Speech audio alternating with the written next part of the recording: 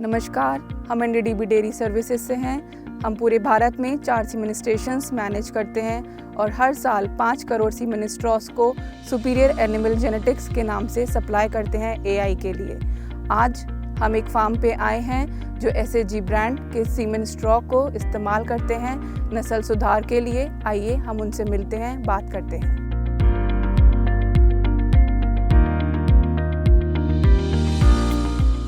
शिव कुमार जी नमस्ते। आज हम आपके फार्म पे हैं। आप हमें थोड़ा बताइए कि आप यहाँ पे जो भी सर्विसेज यूज़ करते हैं वो हमारे दूसरे किसान भाइयों के लिए कैसे लाभदायक हो सकती है। सबसे पहले आप हमें ये बताइए कि आपने इस फार्म की शुरुआत कब और कैसे की, कितने पशुओं के साथ की?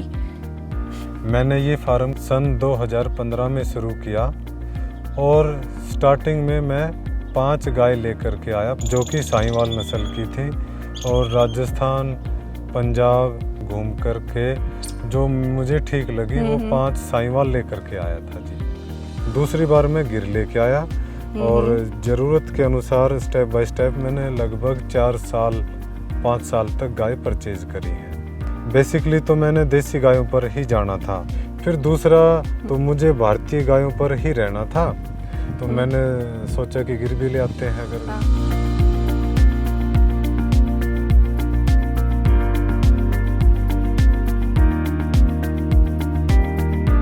इस फार्म को चलाने के लिए आपने कहाँ से मार्गदर्शन लिया, आपने कहाँ से मदद ली? फार्म 2015 में करने के बाद 2016 में अपने कुछ किसान भाइयों से पता चला एनडीडीबी डेयरी सर्विसेज के बारे में, तो मेरा उनसे संपर्क हुआ और डॉक्टरों ने मुझे इस बारे में जानकारियाँ दी कि आपको सिलेक्टेड ब्रीडिंग करनी है और अपने पशुओं की दूध की रिकॉर्डिंग रखनी है।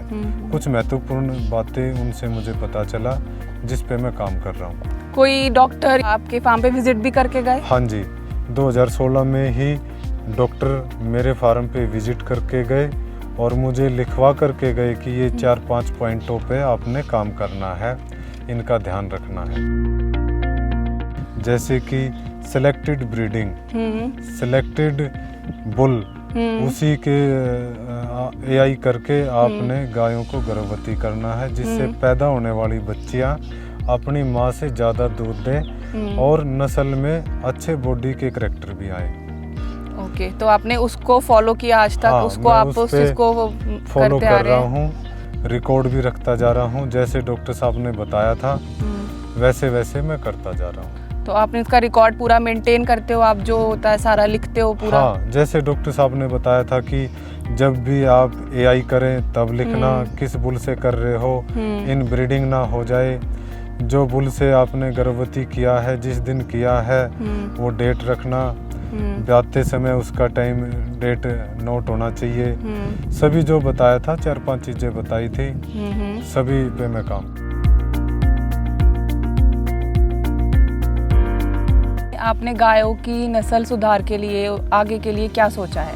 जी, सेलेक्टिव ब्रीडिंग और रिकॉर्ड रखने का काफ़ी फ़ायदा हुआ है, जिससे हमें पता चला कि हमारी गाय में स्टेप बाय स्टेप क्या सुधार हुआ है। तो हम नस्ल सुधार के लिए ऐसे ही नए बुलों का चयन करते रहेंगे जो हर बार गाय से बेहतर बच्ची पैदा होएगी और दूध, सुंदरता और बॉडी स्ट्रक्चर में सुधार होता चला जाएगा। ऐसे नस्ल सुधरती चली जाएगी। और आपने इसमें कुछ ये भी सोचा है कि आप अलग अलग बुल से कराएं ताकि इनब्रीडिंग ना हो? हाँ जी, जैसे जैसे हम जो बुल यूज़ करते हैं, जिस भी बुल का सीमन यूज़ करते हैं, उसके पेरेंट्स का भी ध्यान रखते हैं कि आगे चल के जो हम नया सीमन लाए वो उस बुल का हो जो पहले वाले बुल के परिवार से ना मैच खाए, दूर के ब्लड से वो आए।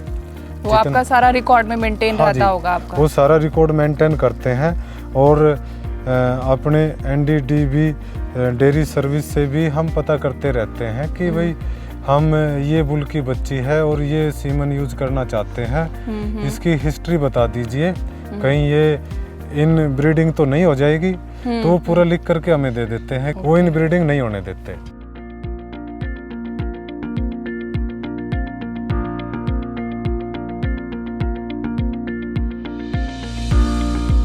अब आप हमें बताइए कि जैसे हमने आपके फार्म पे देखा कि आपने बहुत अलग अलग बाड़े बना रखे हैं जी। कुछ गाय अलग में बैठी थी, बच्चियां अलग बाड़े में बैठी थी। हाँ तो अलग अलग बाड़े बनाने का आपने क्यों सोचा, और ऐसे अगर कितने बाड़े हैं आपके पास? जी, लगभग हमारे पास मिल्किंग काऊ, ड्राई, ट्रांजिशन और हीफर्स के लगभग 6 बाड़े हैं। अच्छा। अकॉर्डिंग टू एज हीफर्स को रखते हैं, और मिल्किंग, ड्राई और ट्रांजिशन पीरियड में अलग अलग बाड़े चाहिए होते हैं। और कुछ काफ के बाड़े हैं उम्र के हिसाब से, वो सभी बच्चे अपनी उम्र के बच्चों के साथ रहना पसंद करते हैं।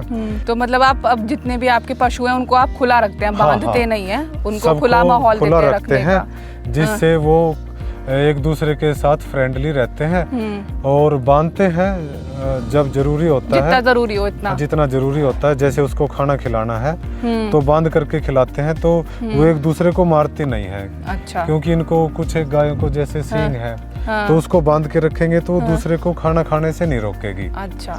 तो थोड़े समय के लिए जब वो खाना खाते हैं तो बांधते सुबह शाम, तब बांधते हैं, फिर खुली रखते हैं, जैसे कि आप देख रहे हो सभी खुली हैं। अच्छा। और मिल्किंग के टाइम और मिल्किंग के टाइम भी जैसे वो खाना खाती रहती है, जिसको जितना खाना खाना है, जितना फीड देना है, और जब तक वो दूध देगी, जब तक खाना खाएगी, तब तक बांध के रखेंगे। दूध से फ्री हो गई, खाने से फ्री होगी, फिर उसको खुली छोड़ दिया। और तो जहाँ पे मिल्किंग होती है या खाना खाती हैं, वो अलग बाड़ा होता है, अलग लेके आते हैं आप उन्हें, या उसी में करते हैं? मिल्किंग बाड़े में वो कुछ टाइम के लिए जाती है, वहीं पर खाना खाया और दूध दिया, और फिर वो अपने खुले बाड़े में आ जाती है। अच्छा।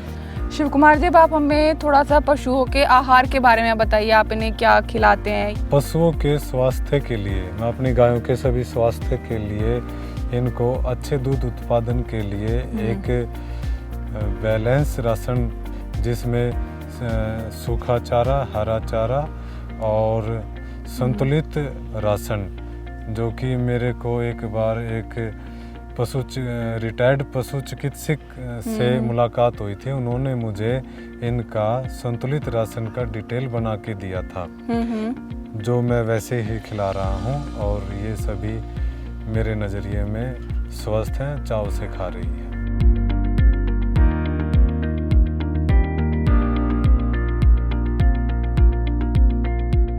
जैसे आपने हमें बताया कि आपके फार्म को शुरू हुए 8 साल हो गए हैं, ठीक है, आपने ब्रीडिंग कराई है, तो आपको और अच्छे पशु मिले हैं, तो और बेहतर करने के लिए आपने क्या आगे का क्या सोचा है?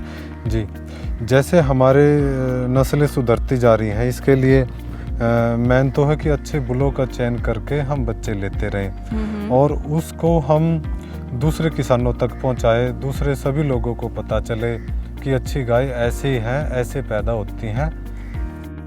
तो एनडीएस अपने भारत में अलग अलग नस्लों की गाय भैंसों की सभी दूध की रिकॉर्डिंग करवाते हैं। मैंने भी उनसे रिक्वेस्ट किया, तो मेरी अच्छी गायों का उन्होंने दूध रिकॉर्डिंग स्टार्ट कर दिया था। तो आपने रजिस्ट्रेशन कराया कहीं पे? हाँ, तो फिर जो अच्छे दूध का रिकॉर्डिंग के लिए वहाँ से बंद आया, उन्होंने इन आप पे मेरी गायों को रजिस्टर्ड किया, और जो मेरी गाय इन आप पे रजिस्टर्ड हैं, वो पशुधन ऐप एप्लीकेशन जो है पे मौजूद है वो सभी। तो वो पूरे में कोई भी देख सकता है उस ऐप को? हाँ, पूरे भारत में? पूरे भारत में देखा जा सकता है उन गायों को। उससे और दूसरे किसान भाइयों को भी जानकारी मिल सकती है। दूसरे किसान भाइयों को भी जानकारी मिलेगी कि ऐसी अच्छी गाय हैं, ऐसे दूध देती हैं, ऐसे मेंटेन। तो आप ये क्या इसमें कि दूसरे किसान भाइयों को कुछ बताना चाहेंगे कि जैसे आपने रजिस्टर करवा रखा है, तो वो भी कराएं, वो जिस भी नस्ल पे काम कर रहे हैं तो वो भी करा सकते हैं इस तरीके से? जैसे मैं करता हूँ, मैं सभी किसान भाइयों से अनुरोध करूँगा, आप भी ऐसे ही एनडीएस से अपने दूध को रिकॉर्ड करवाइए, इन आप पे रजिस्टर्ड होइए, अपनी गाय भैंस सभी की जानकारी दूसरे किसानों तक, यहाँ रह रहे किसानों को साउथ में पता चलेगा, साउथ के किसानों का हमें पता चलेगा, दूर तक के किसान हम घर बैठे पशु धन ऐप पे देख सकते हैं और जानकारी ले सकते हैं, सारी जानकारियाँ मिल सकती हैं, और हम अपनी गायों की जानकारियाँ उनको दे सकते हैं जो भी देखेंगे। ये अच्छी ऐप है जिसपे हम दूसरे फार्मर की सारी जानकारियाँ ले सकते हैं, मिल जाती है, उसके जो भी काम करते हैं, उससे हमें काम करने के लिए भी एनर्जी मिलती है।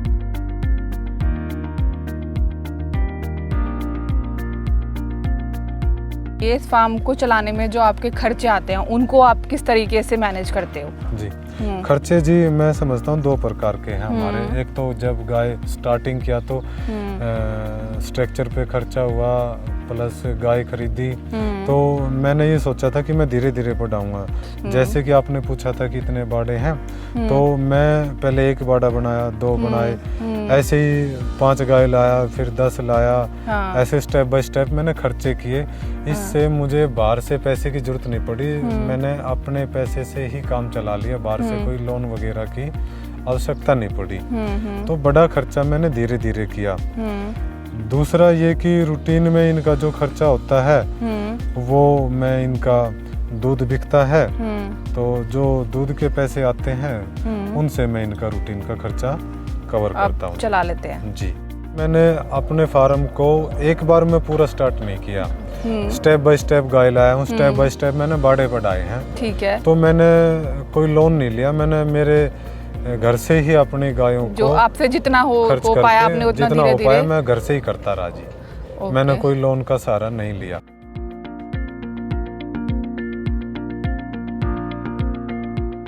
जैसा कि आपने इस वीडियो में देखा, 5 गायों से शुरू करके अपनी क्षमता अनुसार फार्म को बढ़ाना, फार्म में किसी भी चीज़ पर अनावश्यक खर्चा ना करना, ब्रीडिंग के लिए बुल्स का चुनाव बहुत ही सावधानी पूर्वक करना, फार्म की हर गतिविधि को रिकॉर्ड करना, सही विशेषज्ञ से पशु आहार की जानकारी लेकर उस पर अमल करना व दूध की सही कीमत प्राप्त करना, इन सब चीज़ों को ध्यान में रखते हुए हम देसी नस्ल के फार्म में लाभ प्राप्त कर सकते हैं।